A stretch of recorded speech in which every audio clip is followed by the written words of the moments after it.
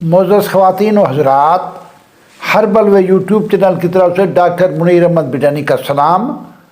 2 दिन पहले मैंने एक वीडियो जारी की है जिसमें मैंने बताया है कि आप मोबाइल टेलीफोन से बच्चों को कैसे दूर रख सकते हैं। ये वालिदैन के रिक्वेस्ट पे मैंने बनाई है।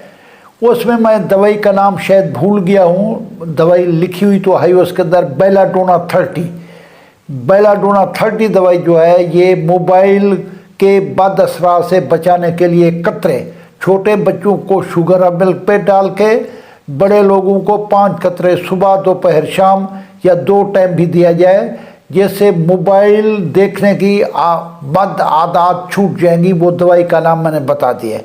आज का मेरा टॉपिक है सब्जियां बतौर दवा।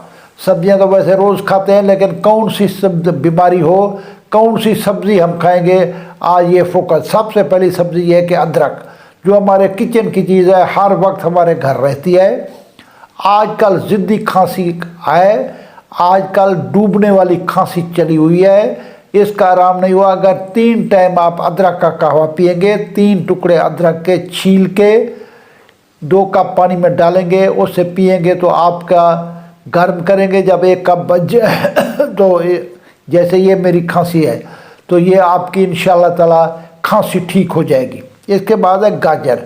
गाजर को गरीबों का सेब कहते हैं। विटामिन, हर विटामिन मिनरल गाजर मौजूद है। जिनके अंदर खून की कमी है उनको गाजर का कहते हैं। जिनमें कॉन्स्टिपेशन का मसला है उनको गाजर की कमी कहते हैं।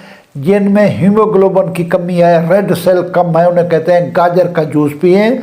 गाजर कई बीमारियों का इलाज है। इसे गरीबों का सेब कहते हैं। जो सेब में विटामिन मिनरल हैं वो गाजर के अंदर पाए जाते हैं। आप अगर सेब नहीं खरीद सकते तो गाजर जो है 50 रुपए की 5 किलो आ जाती है, उसका घर में मशीन लगा के उसका जूस पिए। इसके बाद है पालक। अक्सर लोगों का चेहरा पीला हो जाता है।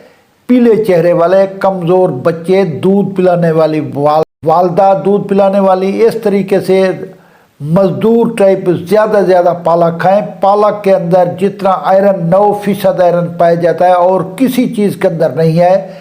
पालक का आप साग खाएंगे, जिसे लीफी वेजिटेबल भी कहते हैं, तो ये आपके बहुत सारे मसले हल कर देगा। इसके बाद है सलाद का पत्ता।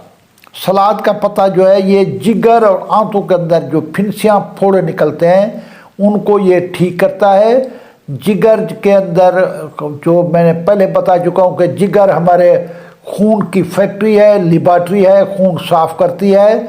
तो जितने सलाद के पत्ते खाएंगे चेहरा आपका लाल हो जाएगा, सुर्ख हो जाएगा।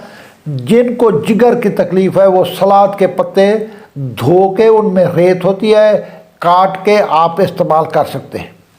जिन लोगों को शुगर है उनके लिए शलजम शुगर दोस्त सब्ज़ी है। हर दूसरे दिन शलजम आप इस्तेमाल करेंगे, आपकी टाइप 2 शुगर सुबह वाली 100 के करीब रह जाएगी और शाम वाली शुगर जो खाने वाली या फास्टिंग जिसे कहते हैं वो 130 के करीब हो जाएगी।